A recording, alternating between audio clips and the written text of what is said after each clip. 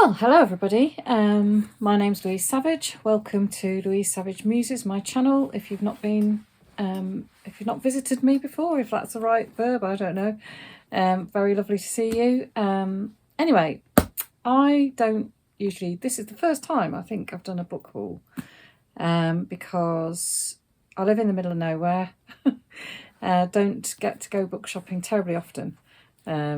So very exciting today because my husband and I have been off on a little trip, belated celebration of his birthday in April.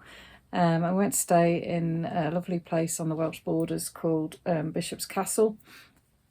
We absolutely love it there. There's a fabulous hotel there, I really recommend it, called the Castle Hotel. And also there's a wonderful bookshop called Yarborough House Books. It's a second-hand bookshop. I dipped in there this morning. Well, I say dipped in. I think I was in there for at least an hour and a half having a good old rummage. And I thought I'd just share with you the things that I've picked up in that rummage. So the first book I picked up, I'm going to put my goggles on for this because I'm going to have to read blurbs and stuff, I reckon. So the first one I picked up was Elena Ferrante's The Days of Abandonment. I did read My Brilliant Friend some time ago, quite liked it, but haven't yet read any of the others of that. I think, is it a trilogy? I can't quite remember. But Simon and I were discussing her when we were away in Italy. Simon's my son of Savage Reads fame, if you're not aware who he is. And she came up in conversation, and Simon said that he'd been really enjoying her sort of novellas, the less weighty novels that she writes. So I thought I'd give this one a go. Days of Abandonment. Yes, quite like the cover. Interesting reflection there. Yeah, that's the first one. Now the second one, I remember seeing Margaret Drabble on my mum's bookshelves. I love this. I don't know if you can see it because there's a lot of reflection. It's a bit, the weather's a bit strange. The clouds keep coming and going today, so apologies if you can't see very well. But I know Mum had some Margaret Drabble books on her bookshelves. I just love this. It looks almost like it probably was an old library book. Somebody's torn a page out here. Apologies, by the way, if my glasses are doing all sorts of reflective nonsense. But I really like the look of this. So it's called The Millstone, and it says it's her third novel. It tells the story of a girl in a classical plight, but with a difference. She's a clever daughter of rich socialist parents, a modern anomaly, it describes it as. She's independent, she's sophisticated, but she can't cope with maturity, and she's pregnant.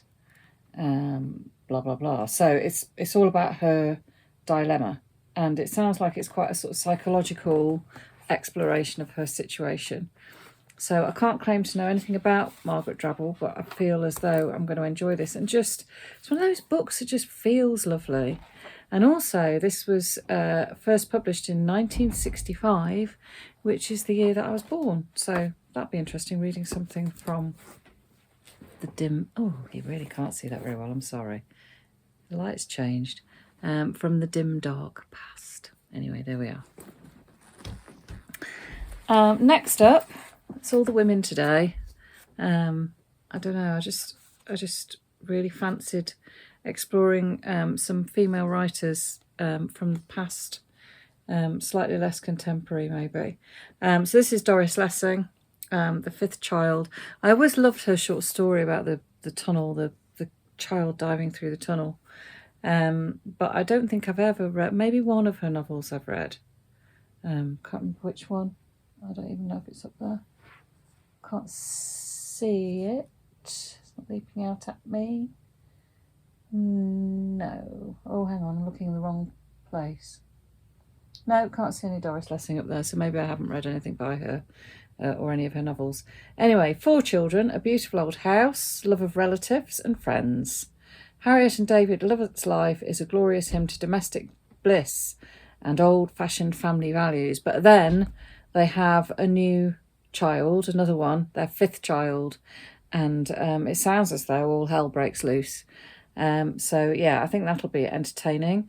It says it's a book to send shivers down your spine, but one that is impossible to put down. Well, if the Sunday Times says that, who am I to argue? So yeah, I thought that sounded quite, it says like the story of Frankenstein or the Minotaur. Ooh, interesting combination. It generates all sorts of uneasiness. So I thought that was something quite creepy and mysterious. The fifth child. And then another writer that I've been meaning to get around to for a very long time, Joyce Carol Oates. Again, I've never read anything of hers. For some reason, these three are all quite slim books. I don't know whether that says anything about my concentration levels at the moment. But this one's called Beasts. And it says it's terse and compelling. A sensational subject matter. Churningly quiet understatement, a modern fairy tale. Sounds good. It's the druggy 1970s now. So we've moved on from 1965. Gillian Brower strives to realise more than a poet's craft in her workshop, and with the charismatic anti-establishment professor. Oh, excuse me. I think that's pollen.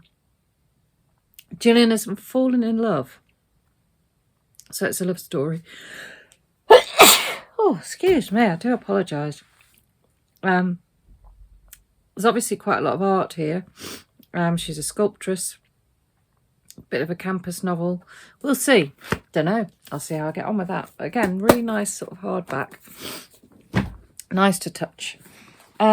This one, The Shadow King, I think was shortlisted for the Booker, was it? Yeah, 2020. By Maaza Mengiste. And it's set in Ethiopia in 1935. And I know very little about Ethiopia. I don't think have I read a novel set in Ethiopia? I can't quite remember, but I don't think I have. And this is really fascinating because it's all about Mussolini's army looming.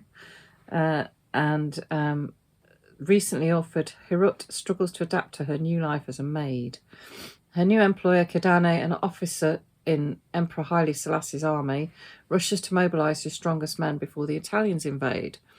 Hirut and the other women long to do more than care for the wounded and bury the dead. When the emperor goes into exile and Ethiopia quickly loses hope, it is Hirut who offers a plan to maintain morale. But how could she have predicted her own personal war is still to come as a prisoner of one of Italy's most vicious officers? Salman Rushdie loved it. That's a good recommendation for me. As did Aminata Fauna, also a really good recommendation for me. So, yeah, a more contemporary novel, but really looking forward to reading this one at some point. Don't know about you, but quite often I have books that sit around for months and months and months on my TBR and don't get round to reading them. Yeah, so who knows when I'll get down to this, but I look forward to it when I do get down to it. And finally, and I actually bought this one from a charity shop in Bishop's Castle, not from the bookshop as such. £1.20. I felt guilty. I gave them two, which is pathetic, isn't it, really? But anyway, I love Sarah Waters. Fingersmith, probably one of my all-time favourite reads, just because I knew nothing about her when I picked it up years and years ago now, and was just blown away by it. And I do like a historical novel, and this is another one. I think this is Affinity, and I think it's set in Victorian England. Yeah. From the dark heart of a Victorian prison, disgraced spiritualist Celine Dawes weaves an enigmatic spell. Is she a fraud or a Is she a fraud or a prodigy? Well, very good question. I'm sure I'll find out. By the time it all begins to matter, you'll find yourself desperately wanting to believe in magic. Now, anybody who's sort of followed my channel will know that I'm not a massive fan of sort of ghost stories and that sort of thing. But just occasionally, writers like Jess Kidd will take me into a sort of slightly supernatural space, which I can occupy. And I've got a feeling that this book is going to do the same. So there you are. Very quick trip around my little book haul that I made in Bishop's Castle over the last few over the last few days, this very morning. I hope you've all got some nice books to read over the next few days, week, whenever I'd asked.